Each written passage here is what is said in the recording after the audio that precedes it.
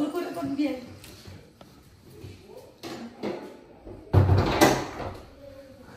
শুনেন এই যে বাইরের ভাবি রেস্তোরাঁয় গেছে তারা নাকি ওই যে বিবাহ বার্ষিকীর অনুযায়ী পালন করবো।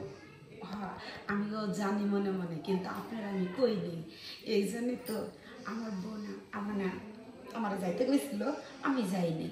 কারণ আমি জানি যে আজকে আপনার সাথে আমার সাথে ইষ্টগুলো হবে। আরে বোতা লাগছে, কিছু মনে করেন না। এত ভালোবাসেন না, আমি আমার থাকা হাতাছি কেমন সবকিছু গরম হয়ে যাইতেছে। মানে আপনার উতলে উঠছে, ও বুঝতে পারছি। কোনো সমস্যা নেই, বিয়ে মাথারা চুলকাইতেছে।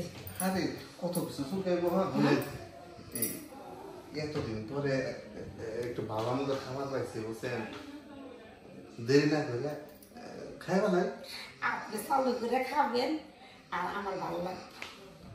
আপনার কি গেলেন বিরিয়ানি না?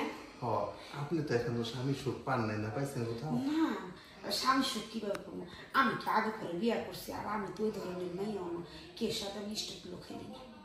কোনদিন পাট খেতে যান না? পাট খেতে যাই নাই।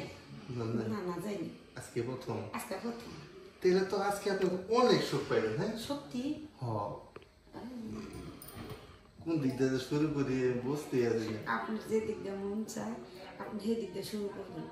আপনি শুরু করলে তো মনে করেন যে আমার ভালো লাগে। তাই আপনার তো এই বয়সে একবার স্বামী সুখ পাইতে হয়। আচ্ছা বিয়ে, আপনি তো, আমি তো বুঝতে পারছি, কারণ আমার তো বিয়ে সাথে হয়নি। আপনি তো আমার ওই কাজটা করবেন। হ্যাঁ, তাহলে যদি পরে আপনি যদি মানে বিয়ে না করেন, যদি আমার অন্য সাথে বিয়ে হয়, তাহলে কি হইব? ওগুলো কথা মন খারাপ করেন না, ওগুলো কথা এখন কইতে হয় না।